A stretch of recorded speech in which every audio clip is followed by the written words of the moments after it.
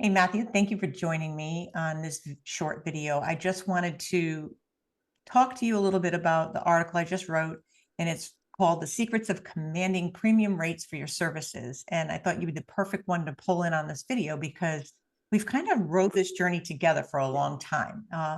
Back when we first met, we were both in identical businesses. We were both in the same place, The basically. And I can generalist trying to do it all for super cheap, right? exactly, we were very cheap, Yeah. underrated.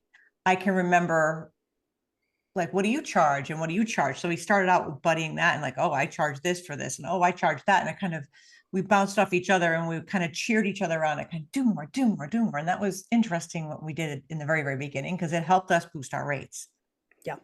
Well, then, I mean, what was really neat is it wasn't too long after that you actually really started to focus and niche down your practice into law firms.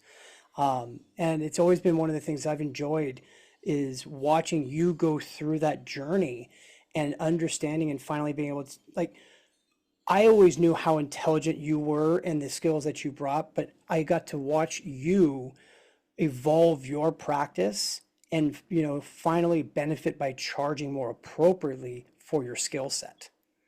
Yeah, um, and I think part of it was with me. It was working with lawyers, and I knew I could charge more. And it's really comes down to chart giving. I provided more value, so my amen. value was way higher because I had the ability to really. I provided more value back to my client, which is how you get to charge more. And I think with specialization, that's really going to take you there.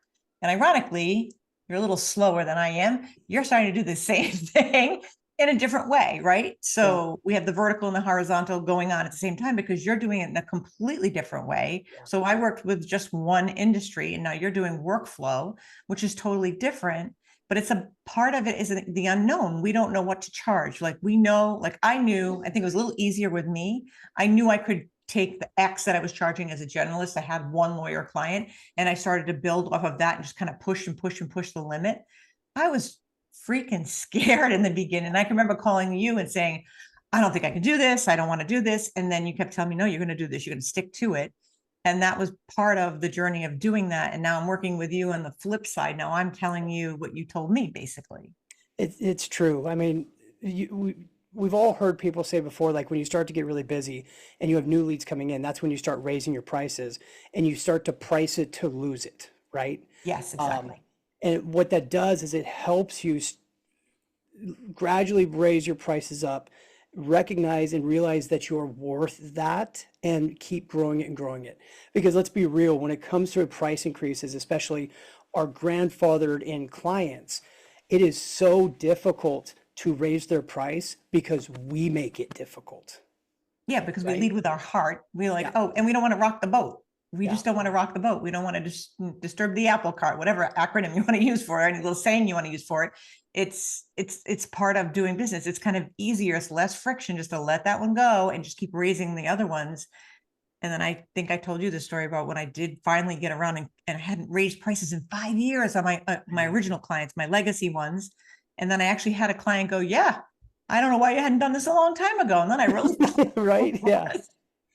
And then for mine, um, I always feel a little funny saying it this way, but within my own business, we were starting to increase and charge more.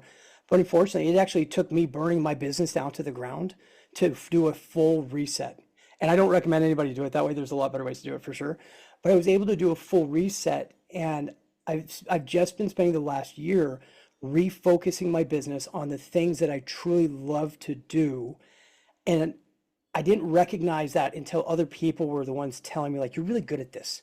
You really are, you've got a skill at this, so forth. And it's allowed me to now charge more.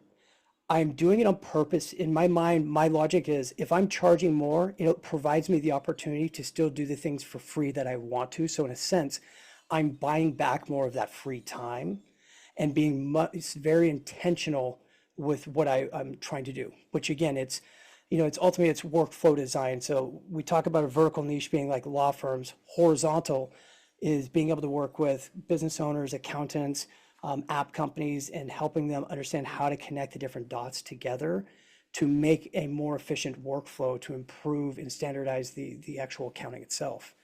which is something that a lot of us don't know how to do. And I keep reminding you that that's something that you're providing such a value for. And even if you're doing some kind of migration or kind of magically moving the data around to make it sit well in the workflow that you're designing, Yeah. that's a skill set that a lot of us either we have, but we don't really do very well. And we don't really want to touch it. And I'm like, I'd rather pay somebody. That's where you come in, and people will pay for that because they're paying for that value. And it really, like, it just comes down to value. Yeah. You're making a switch now. You're going to need to really work on your branding and your Yep. reputation's there. It exists. But when you're making that shift to something different, whether it's vertical or horizontal change, you still have to step into that role and have the confidence. And just, even if you don't have it at first, because you're like a little nervous, things are different and new to you, fake it till you make it, and Amen. go with it, because you'll be surprised as we start to build and build and build on our practices.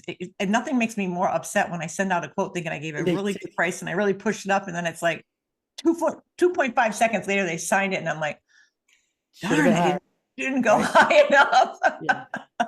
If there was one parting bit of advice that we've kind of talked about that I would give to everybody, it's when you're starting this journey, have that friend. If it can be somebody that's industry related, that's even better, but have that friend that you can bounce the pricing and the ideas off of. It's been instrumental for me figuring out how to price different things. You just the other day helped me with one and helped me get 25% more than I was going to start off at. So have that person that you can bounce the ideas back and forth of, check the things, and always take your price and increase it 15 to 20%.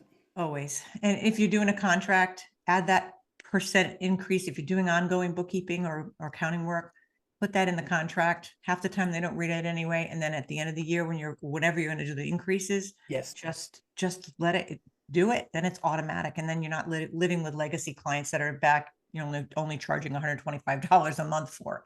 You need to get that moved along, and letting it sit for 5 years is not the way. The way I did it a few times, I'm being completely honest, I've done it that way. Don't do what I did. I mean, really, you need to keep moving that money forward, because you're not going to want to work with those people if you're not getting paid and compensated properly. Well, thanks for the conversation and having the opportunity to kind of join in. So Yeah. for those watching it, if you've ever got questions, feel free to reach out to either of us. We're always here to help however we can.